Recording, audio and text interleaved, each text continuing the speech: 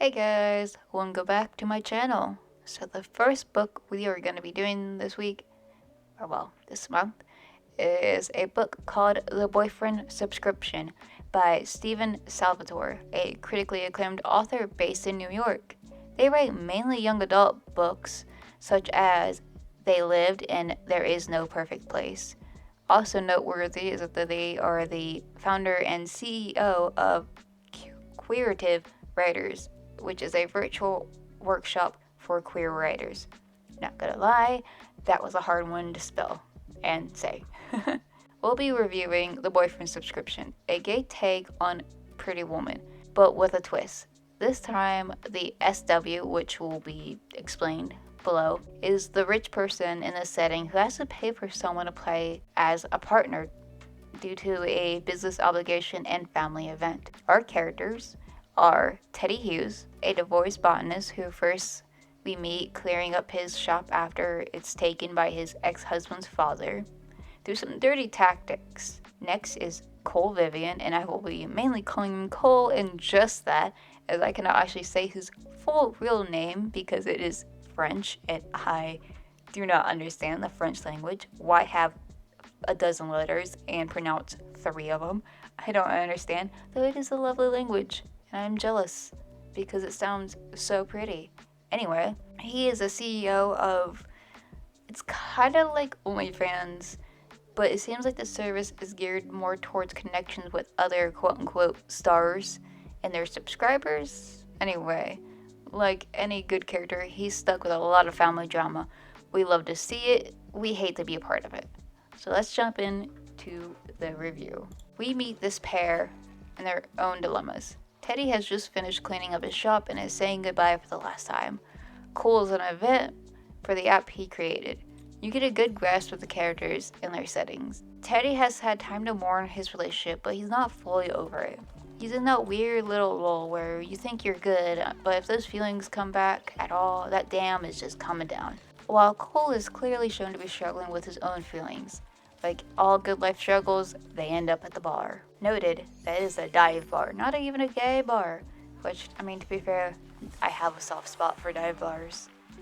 Anyway, Kit, Teddy's friend who is pivotal to the story, who I won't mention again sadly because I'm trying to keep things a little spoiler light, ends up pushing Teddy towards Cole, who is pretty into Teddy right off the bat. They are opposite, sort of. Teddy being the shorter, ginger, kind of more...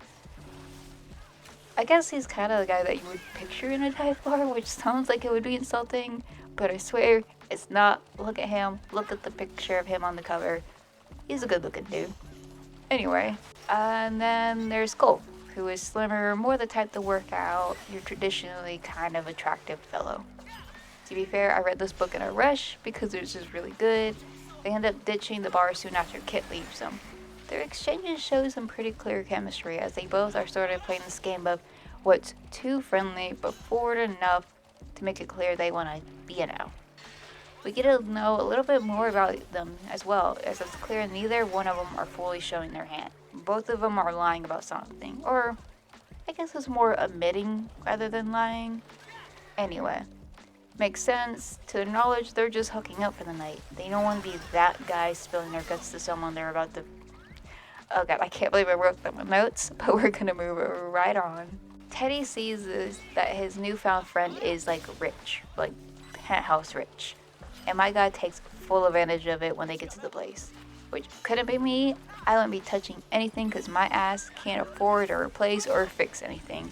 And like hell, I'm trusting that guy to cover me. They may or may not have some trust issues. Anyway, I also have to shout out the author. This entire way to the place, they're constant back and forth flirting, but it doesn't feel overtly sweet or coy. It's obvious and just nice, I guess. I know he mainly writes young adult, but if this is how he can handle more adult themes, I really hope he keeps coming back to this age range because I had a lot more fun than I normally do with flirt-heavy chapters. 10 out of 10. Also, note, I will admit my memory of Pretty Woman is pretty vague since it technically came out before I was born. I do remember watching it on TV, at least snippets of it, so I can't really compare the chemistry of the two couples. Though I do kind of want to watch it now just to see how different it is. Before I move on, I just want to go over the section because it hurt to read. But I can't not love, he says. Maybe that's why I'm a constant wrecked. Or wreck, not wrecked.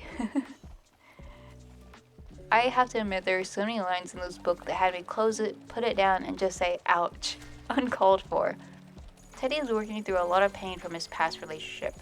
His partner basically demands an open relationship, stops being attracted to his partner at all, and is just a mess. I want to go more in depth on his past and give you more details, but I want you to discover those details on your own. But I will just say, it's sad. I really just wanted to hug the guy the entire time his pain showed through the pages. Moving on to a bit of spice, their first scene had me surprised, as they end up cuddling naked and just talking. But it was still a nice change of direction, instead of feeling a grand build-up to nothing. It instead was probably better than they had a full, scene. One of the questions posed in the chat was, what kind of superpowers would you have? I figured I could answer this since I'm just here telling you about the book. As every cliche trans person would probably answer, shape-shifting, because that sounds so much cheaper than the version we got now. Teddy's power is of course akin to poison ivy, makes sense. Cole is to fly around the world so he can find somewhere he doesn't have to perform. Again, my heart, I am such a sap that I have to cringe at how much that made me feel for the guy. So the next day, Cole is up and just vibing. We meet Jason, a friend and co-owner of the app that I mentioned. Anyway, he talks about meeting some fancy fashion designer that he wants to work with, but is skeptical because the fashion designer doesn't necessarily want to tie his brand to, let's be honest, an app that deals with sex. As we all know, that LGBT-related things and sex-related things aren't put together in a good light. Then again, neither necessarily is hetero things, but the connotations are just different. We also see some foreshadowing here as Jason runs off with one piece of French toast. Who just eats a single piece of French toast with nothing on it? I tell you, you can't trust a person like that. This, however, leads us to the actual plot of the book. Cole asks Teddy for a business proposition. He needs a date for this meeting, but also his sister's wedding, as he hopes it will be a sort of buffer from the fact that he's gone light to no contact with his parents, or at least his dad. It's not necessarily clear if he's gone no contact with his mother, but they're on speaking terms, a lot better than him and his dad, so who knows. He offers $5,000 for the week for his time, but I'm pretty sure he gets bumped up to $7,000, but I could also be misremembering. Not important. Dude's offering a lot of money for a week of work. If you want to even call being arm candy to a rich, good-looking guy who, yeah, that's my kind of work. Anyway, I do like that Cole's pretty upfront that there isn't any sort of expectation of anything physical between them, but I mean, honestly, it's gonna happen regardless. Dudes be eyeing each other over the entire book, but it doesn't somehow get old. I read this book in a single sitting because I was just enthralled with it. Not once was like, oh god, they're oogling each other again. I need this author to keep going because this is a really nice return to reading for me. I really want to continue following this book, but I'm gonna skip quite far ahead, like the last third, because again, I want you to read this book, and this review would be a dozen pages long, and I already am dreading having to cut out so much dead space, because I am very bad at reading out loud, it turns out. I'm sure you can hear that. So let's fast forward to the wedding. They're fighting the entire time not to get attached, but each time they are critically failing. And it is so sad that you just want to yell at them, just love each other, be happy. But of course I can't do that because we still have pages left. Anyway, Mallory, someone I sort of forgot to mention earlier, is Cole's sister. It's her wedding that they're going to. I like the protective yet wanting the best kind of vibe for her, or for her brother, sort of thing that's going on. Teddy ends up meeting the whole family aside from the dad at the start, and all are fairly convinced they're a couple. Things are going decently, but this entire time it feels like a slip up is going to happen. Something bad is going to occur, which makes sense. We're in the last third of the book, and we just need that pin to drop.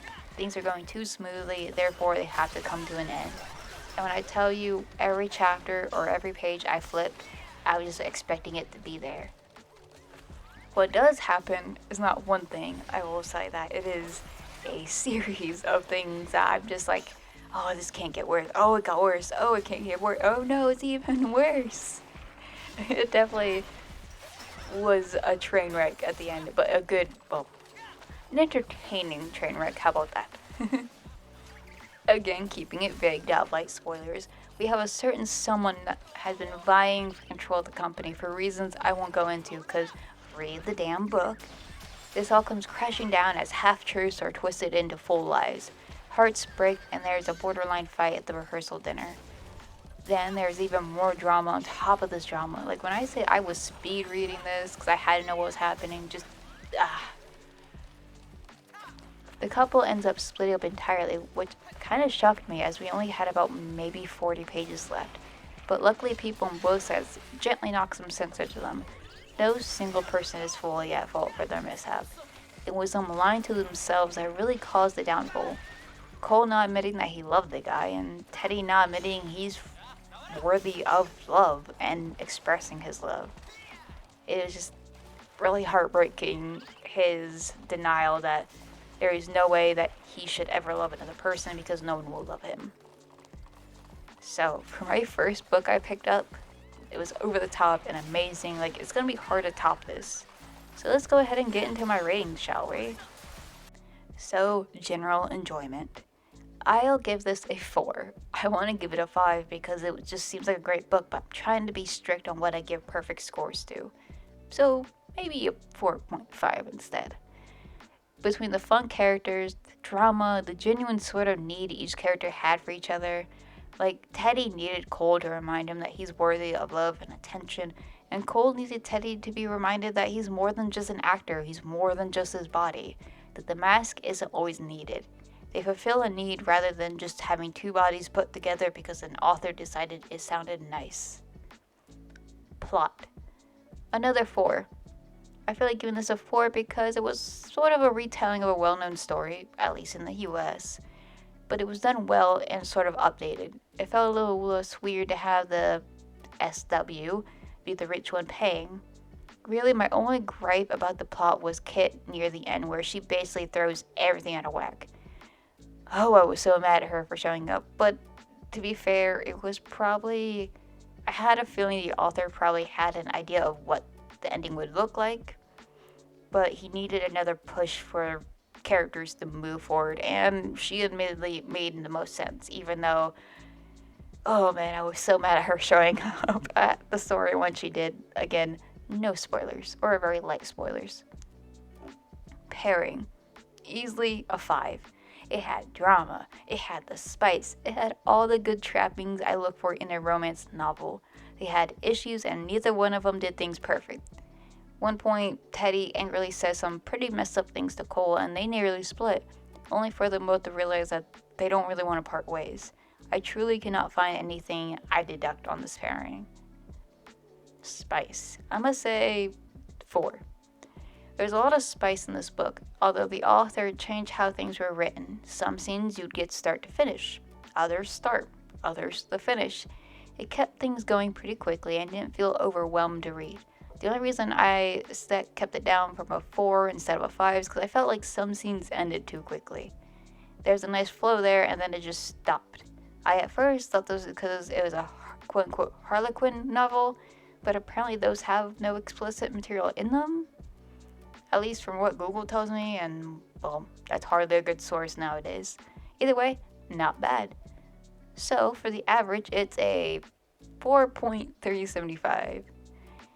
We're just going to round that up to a 4.4. Not a bad start for the first novel of my return. Down below, I will have a link or two, one for the author's website, and another way you can find their book. Thank you for watching, and I hope to see you again. Bye!